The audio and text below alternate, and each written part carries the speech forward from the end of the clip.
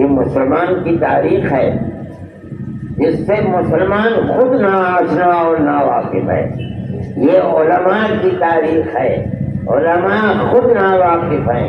انہیں نہیں معلوم کہ ان کے آباء و اجداد نے اپنے اس ملک کی آزادی کے لیے کیا قربانیاں دی ہیں اور تاریخ کے اندر ان کا کیا مقام ہے.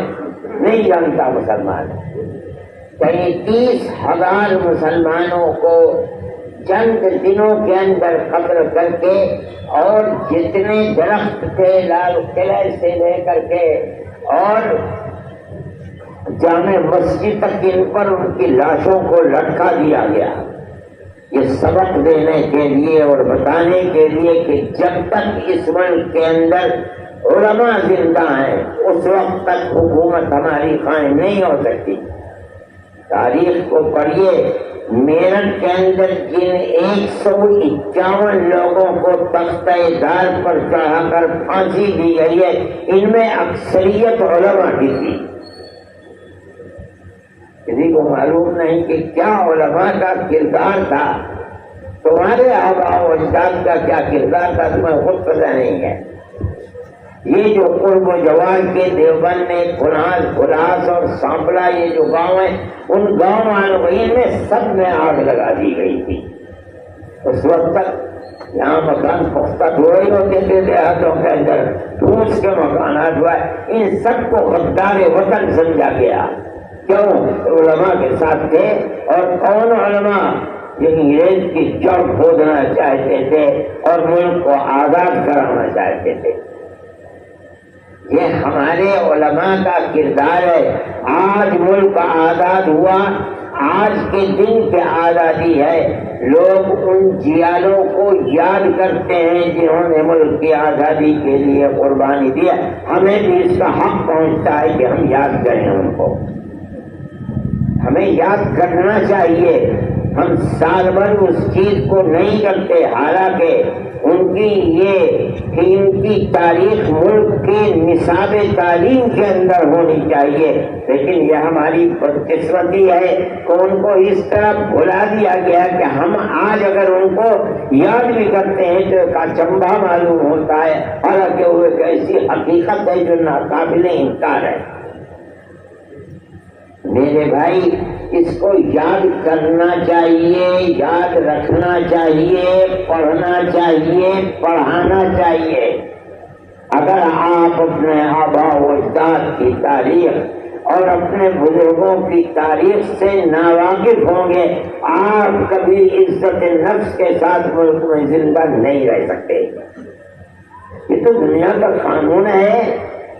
کوئی اگر نہیں لیتا ان کے نام کو نہ لے چولہے بھاڑ میں جائے. ہم تو اپنے آباء و اجداد کے نام کو یاد کرتے ہیں. ہم تو ان کی تاریخ کو زندہ کرتے ہیں. ہم تو کہتے ہیں کہ ملک کی آزادی کے صحرا انہی کے سر کے اوپر ہے, اس لیے کہ سب سے پہلی آواز اٹھانے والے آزادی وطن کے وہی لوگ تھے. میرے بھائی اس بات کو سمجھنا چاہیے کس طریقے پر انہوں نے قربانی دی ہے. میں ایک بات ہے جو پہلے مجھے کہنی چاہیے تھی.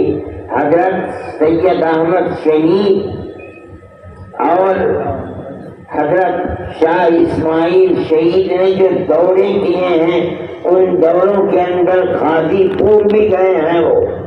اور غازی پور کی یہ تاریخ تھی کہ وہاں کے ایک نواب نے اپنا ایک بیٹا ان کے سپرد کیا اور اس زمانے کے اندر 1,00,000 چاندی کا روپیہ آزادی وطن کے جہاد کے لیے ان کو دیا اور یہ کہا کہ میں مولانا آپ کو اپنا بیٹا دے رہا ہوں.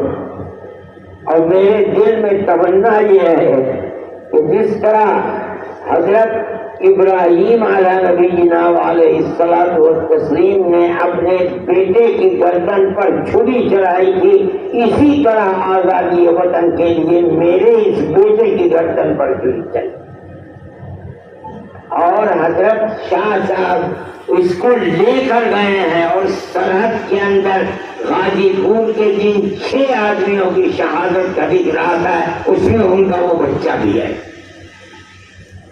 کون بھائی قرار ہے جو اپنی تاریخ کو اس طرح بیان کر دے گا؟ یہ ہمارے بزرگوں کی تاریخ ہے اس ملک کی آزادی کے لیے۔ میرے بھائی اس چیز کو پڑھنا چاہیے، سمجھنا چاہیے۔ میں تو حضرت محترم صاحب سے کہتا ہوں اس تاریخ کو مرتب کرانا چاہیے اور مدارس کے نصاب تعلیم کے اندر اس کو داخل کرنا چاہیے تاکہ ہماری قوم، ہماری آنے والی نسلیں اپنے پوروجوں کی اس قربانی بھری زندگی کو جاننے اور پہچاننے والی ہوں، انہیں یہ پتہ چلے کہ انہوں نے اس ملک کی آزادی کے لیے کیا کیا ہے۔ میرے بھائی یہ ہماری ایک تاریخ ہے۔ پھر حضرت گنگوہی رحمت اللہ علیہ، میں نے کہا کہ وہ جیل میں چلے گئے۔ حضرت حاجی صاحب رحمت اللہ علیہ بوڑھے آدمی تھے، ان سب شاگردوں نے مل کر حاجی صاحب کو انگریز پیچھے پیچھے اور حاجی صاحب کو بچاتے بچاتے بچاتے بچاتے کشتی میں سوار کر کے ان کو ہندوستان سے مکہ معظمہ کے لیے ہجرت کرا دی۔ حضرت گنگوہی رحمت اللہ علیہ ملک کے اندر ان کے ہفتے چل گئے اور جیل چلے گئے۔ حضرت نانوتوی رحمت اللہ علیہ یہیں رہے لیکن ان کی گرفت کے اندر نہیں آ سکے، یہاں تک کہ 3 سال گزر گئے اور 3 سال کے بعد عام معافی کا اعلان ہو گیا، ان کو جیل سے باہر کیا گیا۔ حضرت نانوتوی رحمۃ اللہ علیہ آزاد اور وہ علماء جنہوں نے ان کے ساتھ 1857 کی جہاد کو برپا کیا تھا وہ سب آزاد ہو گئے، تو اب بیٹھ کر دیکھا دل میں جو آگ لگی ہوئی تھی آزادی وطن کی وہ بجھی نہیں۔ سوچا کہ پھر تیسری جہاد آزادی وطن کے لیے مجاہدین کو جمع کیا جائے، لیکن جب نظر ڈالی تو عام طریقے پر علماء کو مجاہدین آزادی کے ساتھ مشابہت کی بنیاد پر عام طریقے پر قتل کیا گیا، تو اب مجاہدین آزادی ختم ہو چکے تھے، نہیں تھے۔ کن کو جمع کیا جاتا؟ تیسرے جہاد کے لیے کن کو لا کر کفن بردوش کھڑا کیا جاتا؟ وہ تو لوگ ختم ہو گئے۔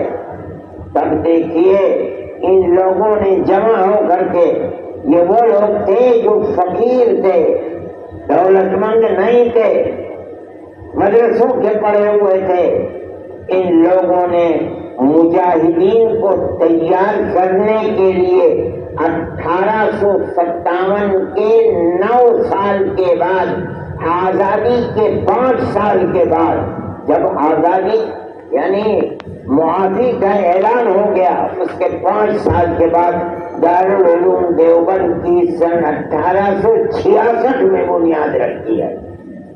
حضرت شیخ الہند رحمۃ اللہ علیہ فرمایا کرتے تھے کہ میں جانتا ہوں کہ استاد محترم یعنی حضرت نانوتوی رحمۃ اللہ علیہ نے دارالعلوم کی بنیاد کس لیے رکھی تھی۔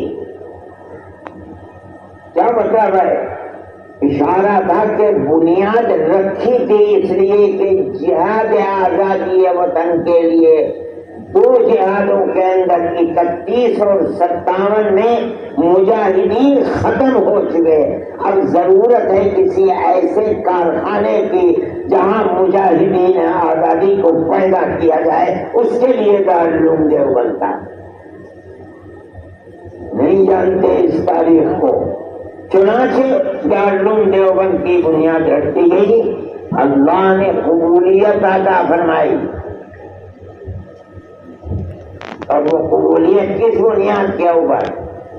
یہ تو غریب لوگ تھے، فقیر لوگ تھے، قبولیت کی بنیاد یہ ہے کہ اگر آپ دارالعلوم کی بالکل ابتدائی روبادیں جو محافظ خانے میں رکھی ہوئی ہیں، جو دارالعلوم کا بڑا قیمتی کروڑوں کروڑ کا سرمایہ ہے، اگر آپ ان روبادوں کو پڑھیں تو آپ کو یہ اندازہ ہوگا کہ جب سے دارالعلوم کھلا جس سال سے ایسا معلوم ہوتا ہے کہ کسی اللہ کے بندے نے ساری دنیا کے کانوں میں ڈالا ہے کہ مرکز ہوا سمرقند، بخارا، تاشقند، خراسان، ایران اور ہندوستان کے چپے چپے سے لوگ جمع ہو کر کے دارالعلوم کی طرف کشا کشا آنے لگے۔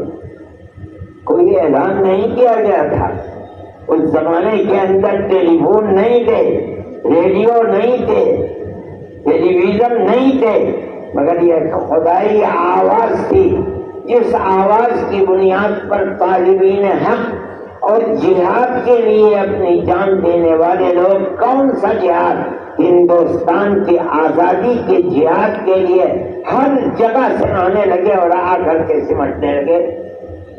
دارالعلوم ایک مرکز بن گیا، اور چلا کون رہا ہے؟ انگریز نہیں چلا رہا ہے۔ انگریز کو یہ دعویٰ تھا کہ ہماری حکومت کے اندر سورج غروب نہیں کرتا۔ یہ تو فقیر لوگ تھے، ان کی کیا حکومت تھی؟ مگر اللہ نے ان کی حکومت اپنے خاص بندوں کے دلوں کے اندر پیدا کی تھی۔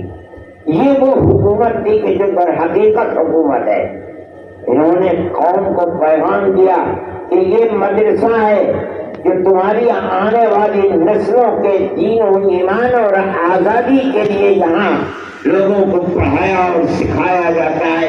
اگر یہ مدرسہ زندہ ہے تو تمہاری آنے والی نسلیں زندہ رہیں گی، اگر یہ مر گیا تو تم مر جاؤ گے، تمہاری نسلیں مر جائیں گی۔